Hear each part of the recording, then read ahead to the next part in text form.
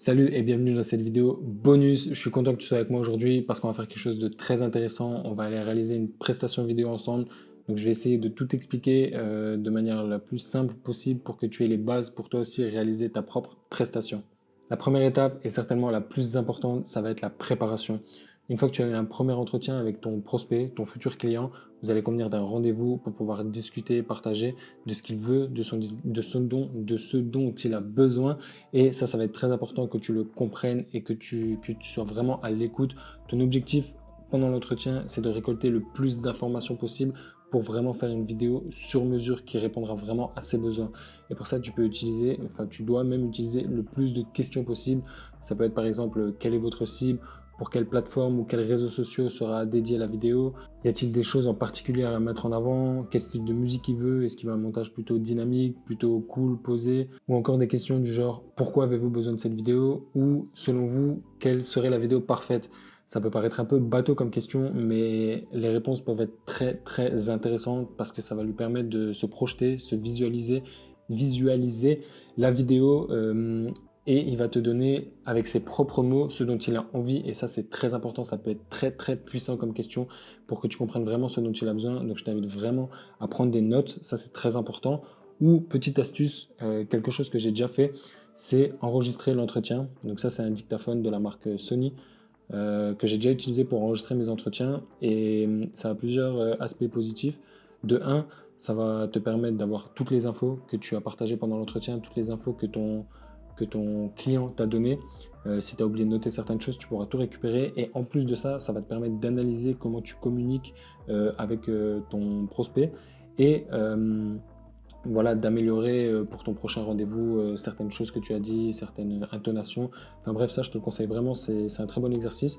Donc c'est du tout gagnant. Ce que je t'invite à faire aussi, c'est de te créer une liste de questions que tu vas utiliser pour tes entretiens et au fur et à mesure du temps, tu vas pouvoir optimiser ça en enlevant des questions qui n'ont pas été pertinentes et des questions qui ont bien marché. Ou moi, ça m'est déjà arrivé lors d'un entretien que mon client me demande par exemple des choses et du coup, je me suis dit, ah, ça, je vais pouvoir l'utiliser pour mon prochain entretien. Donc avec le temps, tu pourras optimiser cette liste de questions et ça, c'est une très bonne chose à faire, je te le conseille. Mais en bref, retiens bien que le plus important, c'est de comprendre vraiment les besoins et la demande de ton client. Ça, c'est le plus important parce que pour que ton client soit satisfait, il faut que tu répondes à sa demande.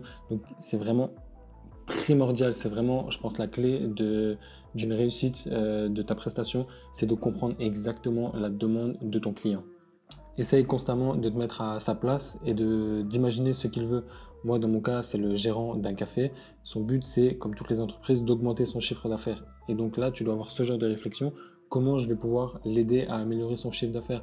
Dans mon cas, une vidéo promotionnelle, c'est d'attirer de nouveaux clients. Qui sont ces clients?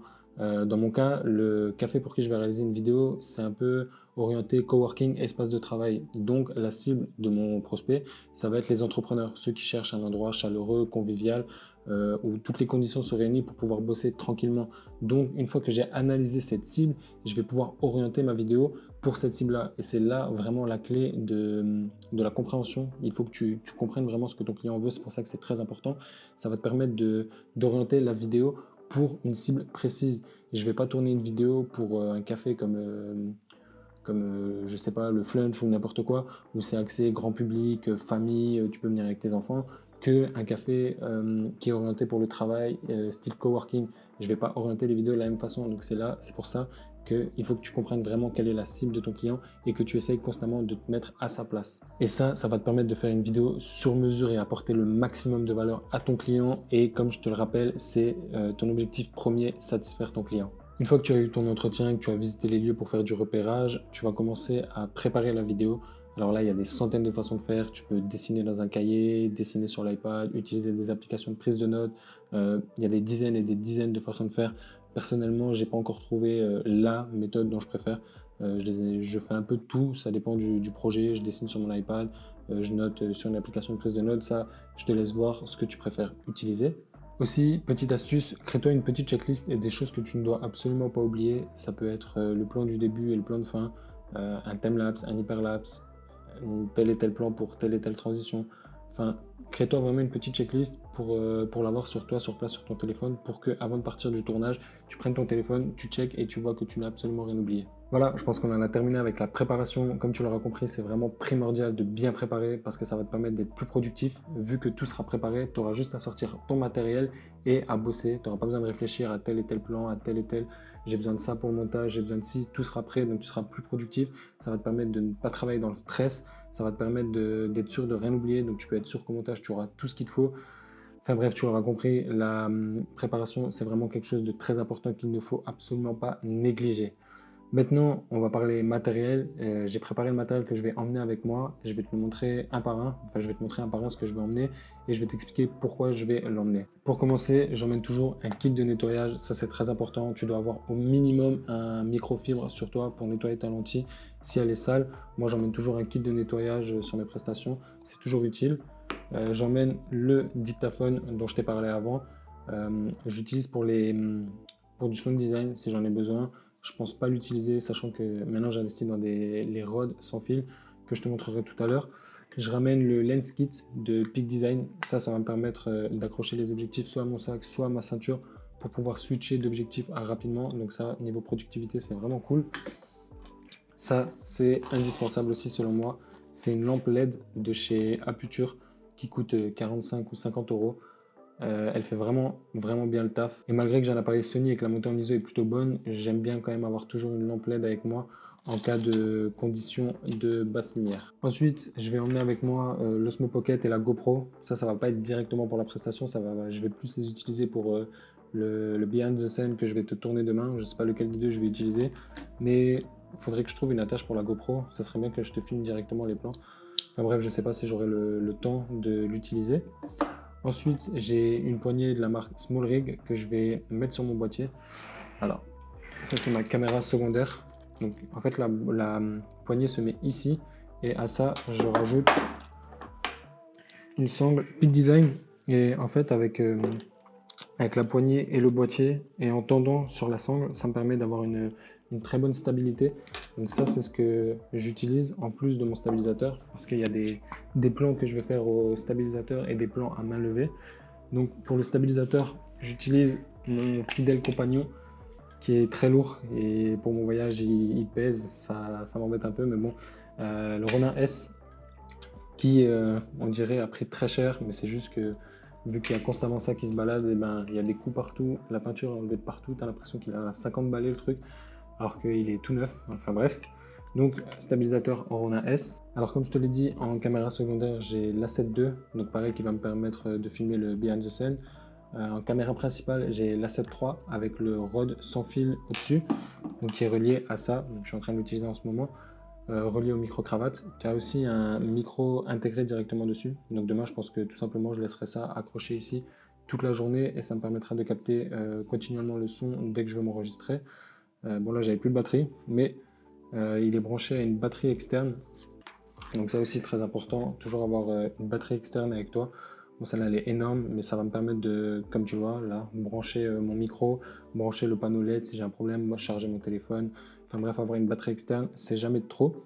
Ensuite, j'ai ma boîte avec mes cartes SD dedans, batterie Sony, filtre ND aussi très important pour que je puisse garder mon shutter le plus bas possible si je veux avoir une grande ouverture. Donc ça aussi très important, filtre ND. En objectif, je vais utiliser le 50 mm 1.8 de chez Sony. Donc ça va vraiment être pour les plans où je veux un bokeh prononcé. Ça sera surtout des gros plans, je pense. Ensuite, j'ai le 28-75 2.8 de chez Tamron. Donc c'est l'objectif, on va dire, standard que je vais beaucoup utiliser. Le grand angle qui est sur la 7 en ce moment va surtout me permettre à capter les plans d'introduction, vraiment pour montrer les pièces dès le début de la vidéo. Ensuite, je passerai certainement sur des plans plus serrés avec cet objectif. Ensuite, j'ai le Rode Vidéo Micro. Donc là, je l'ai mis là, mais je pense pas qu'il va me servir demain. Mais voilà, c'est le micro que j'utilise de manière générale. Et pour ranger tout ça, j'ai le Peak Design 45 litres qui est merveilleux. Tu peux mettre énormément de matériel dessus, mais il est très lourd. Quand il est chargé, enfin moi, quand il est plein, j'atteins les 15, 16, 17 kg. Donc c'est énorme. Quand je fais des petites sorties photo, j'utilise mon autre sac Peak Design, le Everyday 30 litres. Mais quand j'ai des grosses prestations et que j'ai besoin de beaucoup de matériel, c'est ce sac que je prends. Bon là, il est un peu sale, mais ce sac est vraiment incroyable. J'ai fait une vidéo d'ailleurs, si ça t'intéresse, je te la mettrai ici. mais vraiment c'est ça qui est top. Donc voilà, on a fait le tour du matériel que je vais utiliser. Le tournage est demain à 7 h du matin, j'y vais assez tôt. Pour le coup, je crois qu'on est bon, donc je te dis à demain, enfin dans quelques secondes pour toi. Ciao. Ok, il est 7 h du matin, je viens d'arriver sur place. J'ai préféré venir assez tôt pour pouvoir profiter qu'il n'y ait encore personne dans le café, pour pouvoir filmer toutes les pièces au grand angle. Donc là, je vais préparer le matériel et je vais commencer à prendre tout ce qui est plan d'introduction et tout ce qui est plan au grand angle. Pour les paramètres, je vais filmer en Full HD, donc en 1920 x 1080. En ouverture, je ne vais pas prendre une ouverture trop petite parce que le but, c'est que toute la pièce soit nette. Donc si je me mets à 2.8, je risque d'avoir le bout de la pièce qui est flou. Du coup, je vais mettre une ouverture aux alentours des 5-6. Je vais filmer en 50 images par seconde, donc j'ai pas besoin d'aller au-dessus parce que c'est un café, il n'y a pas énormément de mouvement. Du coup, 50 images par seconde, ça me suffit largement. La balance des blancs, je vais la fixer à 5600 degrés Kelvin pour éviter que la température de couleur change pendant que je filme. Les ISO, je vais les fixer au plus bas. Donc là, dans ce cas-ci, je suis à 400 ISO et je vais pouvoir commencer à prendre mes plans. Et pour ce genre de plan, si je peux te donner un conseil, c'est de mettre un élément en premier plan. Ça va tout de suite donner un effet de profondeur qui est agréable à l'œil.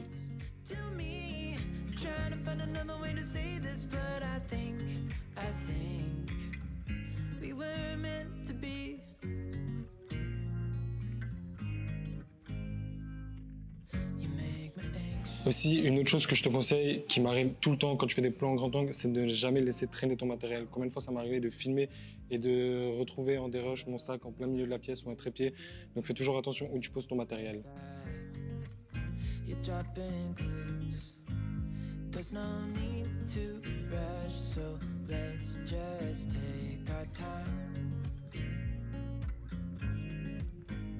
Dropping everything cause you're stuck on my mind.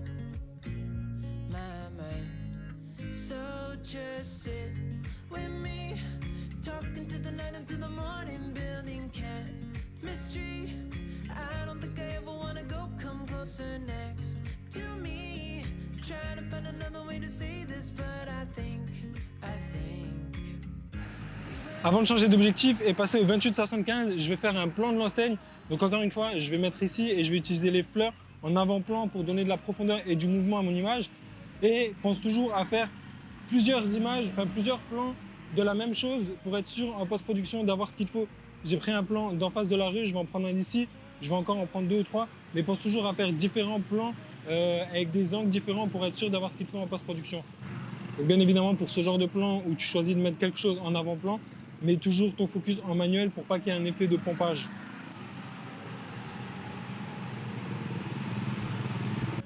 Quand tu fais une prestation, surtout quand tu débutes, il vaut mieux que tu aies trop d'images que pas assez. Donc n'hésite pas à abuser sur les plans que tu fais, à prendre 10 000 fois la même chose avec des angles différents pour être sûr qu'en post-production, tu aies tout ce qu'il te faut. Chose aussi à laquelle tu dois faire extrêmement attention, c'est dans ce genre d'endroit, déjà comme tu peux voir la lumière derrière moi, il y a des vitres partout et du coup ça crée des reflets. Et là, comme tu peux le voir, à ce niveau-là, il y a mon ombre. Et du coup, si je shoot comme ça, là, je voulais faire un plan comme ça. Mais comme tu le vois, ici, il y a mon ombre. Et tu peux vite te faire avoir aussi avec ton reflet sur une vitre. Donc ça aussi, essaie toujours de faire attention sur place. Parce que si tu as un seul plan d'un endroit que tu voulais absolument filmer et que tu te rends compte au montage que tu te retrouves, qu'il y a ton reflet ou une ombre, ton plan est foutu et ça pourrait être dommage.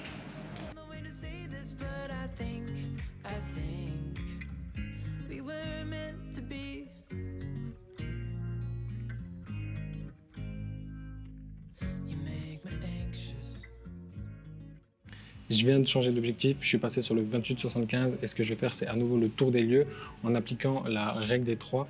Ça consiste à faire des plans larges, serrés et gros plans d'à peu près tous les sujets et ce que je vois dans le café, ce qui est beau à l'œil. Et en fait, ce que ça va faire, c'est que ça va apporter une énorme diversité de focales et de valeurs de plan. Et ça, c'est très important, c'est ce qui fait que ton montage va être dynamique et que le spectateur ne s'ennuie pas pendant ta vidéo. Là, je vais passer derrière le comptoir pour filmer un peu la préparation des cafés. Comme ça, c'est un peu compliqué avec le stabilisateur. Du coup, j'ai pris la Sang Peak Design que je vais utiliser pour tendre et pour faire mes plans de cette façon.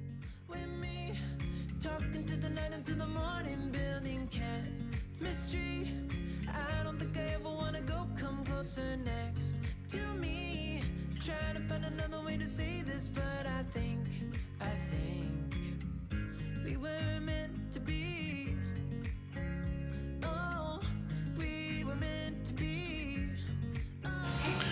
Ce qui peut être aussi intéressant, c'est d'utiliser le trépied un peu comme un stabilisateur et créer du mouvement tout en restant stable.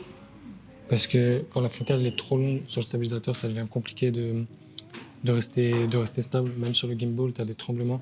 Du coup, avec le trépied, c'est beaucoup plus stable et ça permet vraiment de faire des plans en très gros plan sans que ça tremble. Ce que j'aime bien faire, c'est me mettre dans ma position d'arrivée, mettre mon focus manuel, donc là sur la marque, monter en arrière et faire mon mouvement. Ok, ok, ok. Bon voilà, le tournage est terminé, ça fait même un petit moment qu'il est terminé maintenant parce que je suis au Vietnam, entre temps j'ai changé de pays. Enfin bref, là je vais un peu te montrer mon processus pour le montage, donc comment je procède. Sachant que là le montage que j'ai fait n'était pas extraordinaire, donc je pense que ça va aller assez vite. On passe directement sur l'ordinateur et je te montre tout ça. Voilà, on se retrouve sur Premiere Pro. Je vais te montrer mon workflow de travail pour ce genre de montage. Après, je pense que ça va aller assez vite parce que le montage est vraiment pas complexe, c'est vraiment du très très basique. Donc voilà, je t'invite vraiment à rester jusqu'à la fin parce que je vais te montrer une petite astuce pour pouvoir facturer peut-être 100, 200 euros en plus sur une prestation ou peut-être même facturer 100 ou 200 euros si tu étais parti sur une prestation gratuite. Donc je t'invite vraiment à rester jusqu'à la fin, je te donnerai une petite astuce. Donc dans un premier temps, on va créer notre projet avec nos différents chutiers. Moi par exemple, je fais un chutier séquence, rush, audio, calque, source, mes séquences imbriquées. Ça c'est quand je mets du motion design. Et ensuite je vais créer des sous-dossiers comme par exemple dans l'audio, on va retrouver les musiques et les effets sonores. Une fois que tous mes chutiers sont créés, je vais importer mes différents rushs. Donc là, comme tu le vois, je crée aussi des sous-dossiers. Biolab, c'est le nom du café. J'ai eu les rushs tournés avec la 7.2 qui ont été utilisés pour me filmer et les rushs pour la 7.3 qui ont été utilisés pour la prestation. Ensuite, je vais créer une séquence full rush à 7.3, donc que tu vois ici. Et c'est dans cette séquence que je vais mettre absolument tous mes rushs et c'est là-dedans que je vais commencer mon dérush. Alors ce que je vais faire, c'est tout simplement commencer du début, lire tous mes rushs. J'utilise les différents raccourcis clavier que je t'invite vraiment à utiliser pour pouvoir avancer, reculer, mettre pause, couper, pour que ce soit beaucoup plus rapide. Donc là, je vais passer à travers toute la timeline et je vais dérusher, sélectionner les rushs qui m'intéressent et les passer sur le haut. Là, comme tu le vois, je suis même allé sur la ligne encore du dessus parce que ça, c'est tous les rushs que j'ai utilisés pour le behind the scene. Je place tous mes rushs sur la ligne du dessus et une fois que c'est fait, je vais créer une autre séquence des rushs. Je t'invite vraiment à couper tous tes processus par séquence parce que si tu as un problème ou que tu veux revenir en arrière ou que tu as l'impression qu'il te manque quelque chose, tu peux toujours retourner sur une séquence. Donc je t'invite vraiment à créer entre guillemets le plus de séquences possible. Donc comme je t'ai dit, une fois que c'est fait, je vais placer tout mon dérush là-dedans. Je vais te donner une petite astuce, je ne sais pas si tu la connais. Donc quand tu sélectionnes tes rushs, que tu les mets dans ta séquence dérush, au lieu de devoir à chaque fois supprimer l'espace manuellement entre les différents rushs, tu vas créer un calque d'effet. Tu vas venir le mettre au-dessus, comme ça. Tu vas monter, puis redescendre, et ensuite tu vas faire supprimer et raccorder. Et là, ça t'assemble tous tes rushs. Donc voilà, je ne sais pas si tu connaissais, c'est cadeau, c'est pour moi. Une fois que tu as ta séquence des rushs, tu vas pouvoir commencer à chercher une musique. Personnellement, j'utilise pour les prestations, donc là où j'ai vraiment besoin d'avoir des musiques que je peux utiliser, que j'ai le droit d'utiliser pour les vendre, donc vraiment pour du commercial, j'utilise Artlist. Pour YouTube, j'utilise aussi Artlist, voire Epidemic Sound de temps en temps, ça dépend. Ensuite, pour l'assemblage, ce que je fais, c'est que je crée une deuxième timeline, donc comme ça. On appelle ça le montage pancake et en fait, ça va me permettre d'avoir mes deux timelines. Moi, je vais un peu agrandir mon écran. Et en fait, ce que ça va me permettre, c'est de passer à travers mes différents rushs. Et dès qu'il y a un rush qui m'intéresse, j'ai juste à le descendre ici. Et en gros, visuellement, c'est beaucoup plus facile et c'est beaucoup plus rapide de travailler comme ça. Par exemple, ce que moi j'aime bien faire, c'est sélectionner à chaque fois une dizaine de plans. Par exemple, pour mon introduction, je vais me dire, ok, je prends tous les plans que je pense intéressants, je vais les descendre en bas. Et une fois que j'ai une dizaine de rushs, c'est là que je vais vraiment venir et découper exactement ce que je veux utiliser et commencer à monter. Une fois que mon assemblage est fait, je peux de nouveau enlever ma séquence du haut et je me retrouve avec une timeline qui ressemble à ça. Et c'est ensuite, enfin, les effets, je les applique directement pendant le montage, mais là, dans le cas de la vidéo, je vais te montrer comme ça. J'ai vraiment pas mis beaucoup d'effets. Enfin, je crois que j'en ai pas mis du tout même. Ce que j'ai fait, c'est que j'ai juste mis des speed ramping. Donc, j'ai joué avec la vitesse, comme tu le vois ici, pour donner vraiment un effet accéléré, ralenti. C'est vraiment les seuls effets que j'ai mis. Et à la fin, j'ai mis une petite transition masquée. Voilà. Là, je vais pas te montrer comment faire parce que j'ai fait une vidéo dessus. Donc, si ça t'intéresse, je te la mettrai en haut à droite. Pour le remappage temporel, je vais te montrer vite fait comment ça marche. Donc, tu vas sélectionner tes 2 clips sur lesquels tu as envie d'appliquer ton effet. Tu vas venir cliquer ici, clic droit, modification de vitesse, vitesse. Tu vas faire ça sur tes 2 rushs. Ensuite, tu vas avoir une barre qui apparaît ici. Et en fait, c'est la barre du temps. Là, tu vois les pourcentages, c'est la vitesse. C'est comme si tu venais appliquer ton pourcentage ici. Donc, CTRL Z pour revenir en arrière. Ensuite, tu vas venir chercher à quel moment tu as envie que ta vitesse accélère. Bon, là, il y a des bandes noires sur les côtés, c'est parce que j'ai créé des proxys, donc t'inquiète pas, c'est normal. Moi, j'aimerais que mon accéléré commence ici. Je vais rester appuyé sur la touche commande. On voit le petit plus qui apparaît. Donc là, on va mettre une image clé et on va venir accélérer. On va mettre une fois 350 pour voir ce que ça donne. Ok. On va venir adoucir l'effet. Donc, pour que la variation de vitesse se fasse progressivement. Ok. Là, je pense que c'est bien. On va raccourcir et on va faire pareil de l'autre côté. Donc là, on va chercher où on veut que l'effet s'arrête. Moi, je dirais ici. Je vais mettre mon image clé et augmenter la vitesse. Donc là, on va mettre un peu plus long parce que le mouvement est plus long. Pareil, on va mettre une petite rampe pour que ce soit pas trop agressif. Voilà. Dans l'idée, c'est ça. Tu peux encore venir adoucir ta variation. Et voilà, je t'invite vraiment à faire des proxys quand tu travailles avec ce genre d'effet parce que ça peut vite être chiant et tu peux vite perdre du temps si à chaque variation de vitesse tu dois faire un rendu, etc. Donc je t'invite vraiment à faire des proxys. Ensuite, une fois que mon montage est terminé et que j'ai mis les effets souhaités, ce que je vais faire, c'est mettre du sound design.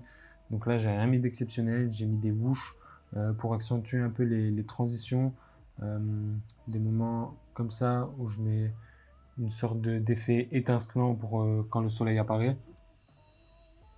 Voilà.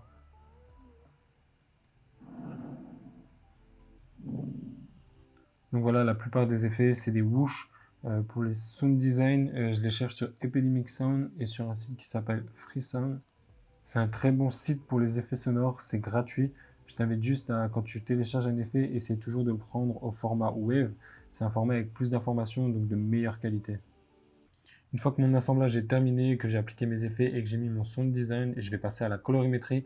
Alors pour la colorimétrie, c'est vraiment du très très basique. J'ai vraiment pas beaucoup de connaissances là-dedans. Je dirais même que c'est mon point faible. C'est vraiment quelque chose sur lequel je devrais travailler.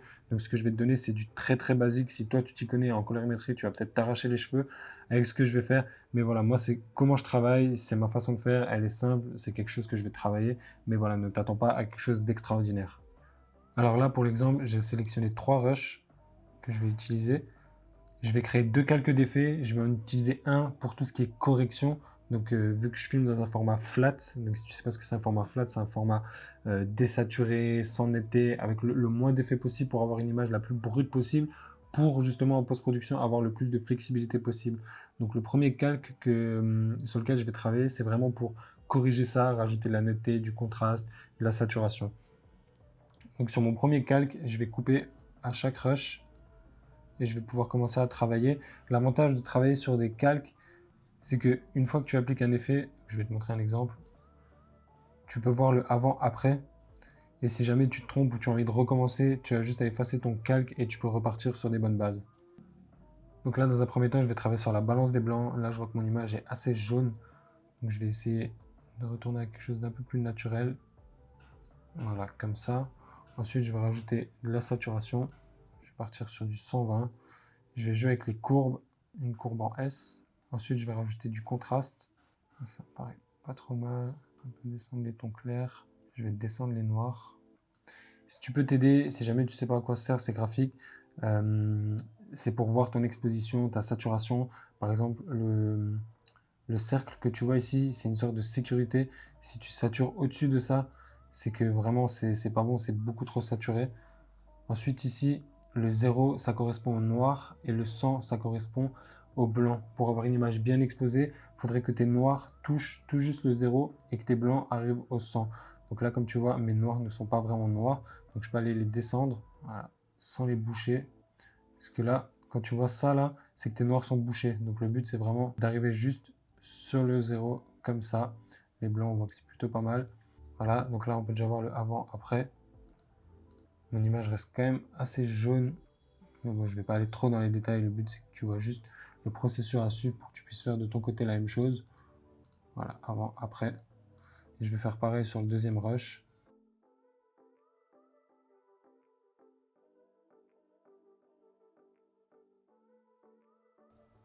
Voilà. Et pareil pour le dernier clip.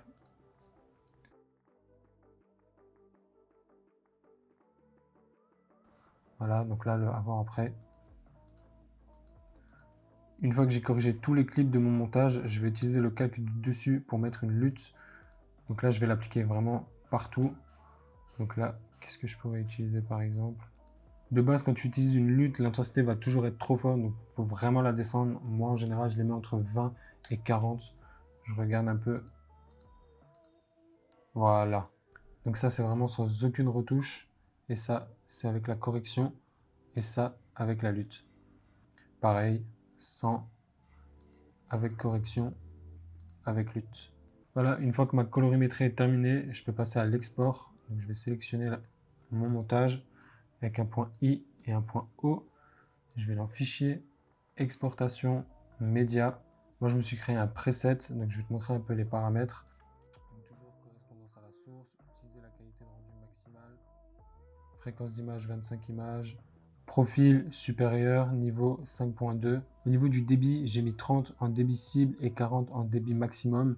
VBR 2 passages, qualité de rendu maximale. Et voilà, là, tu as déjà un export en bonne qualité. Voilà, tu as une idée un peu plus globale du workflow que j'utilise pour mes montages. Concernant le bonus que je t'ai parlé, ce que tu peux faire à la fin d'une prestation, une fois que tu as terminé le montage et que tu envoies ton produit final au client, tu peux lui proposer de lui faire une version Instagram. Moi, c'est ce que je fais tout le temps. Ça m'arrive que les clients soient intéressés, quelquefois ils ne sont pas. Ou si tu commences et que tu te bâtis un portfolio et que tu proposes des prestations gratuites, ça peut être intéressant de proposer, une fois que tu as fini ton montage, ta prestation gratuite, tu lui dis écoutez, si ça vous intéresse, je peux vous facturer 100 ou 200 euros pour un format Instagram. Donc là, ce que tu vas faire, c'est créer une séquence, une nouvelle séquence. Donc j'ai déjà mis le montage à l'intérieur, donc qui est en 1080. Tu vas aller dans paramètres de séquence, réglage de la séquence. Et là, ce que tu vas faire, c'est mettre un format carré, donc le format Instagram du 1080 sur 1080. Et là, du coup, tu as vraiment une vidéo au format Instagram, donc qui peut être intéressant. Tu lui fournis une petite photo avec pour qu'il puisse l'utiliser en photo de couverture que tu vas mettre au tout début de vidéo. Et ensuite, tu vas regarder ton montage du début à la fin et tu vas regarder s'il y a besoin d'ajuster. Donc là, comme on voit, l'ampoule n'est pas vraiment centrée. Donc je vais tout simplement aller dans Position. Vu que tu as de la marge, tu peux bouger sans problème. Et du coup, tu vas recadrer ton plan et tu vas regarder que tous tes plans soient bien cadrés. Là, par exemple, on pourrait dire que j'aimerais voir un peu plus le soleil. Donc là, pareil, je vais tout simplement décaler comme ça. Et là, tu vas passer à travers tout ton montage pour recadrer tout ce qui a besoin d'être recadré. Et à la fin, tu fais ton export de la même façon, sauf que tu fais bien attention d'être en 1080 sur 1080. Et du coup, tu as une vidéo au format Instagram que tu vas pouvoir lui proposer en plus de ce qui était convenu. Et après, à toi de voir combien tu veux le facturer. Voilà, c'est la fin de cette vidéo. Je te remercie encore d'avoir rejoint cette vidéo bonus. J'espère avoir pu t'aider. Si tu as des questions, n'hésite pas à m'écrire sur Instagram ou me laisser un commentaire sur YouTube. Je me ferai un plaisir de te répondre. Je te dis à la prochaine. Ciao.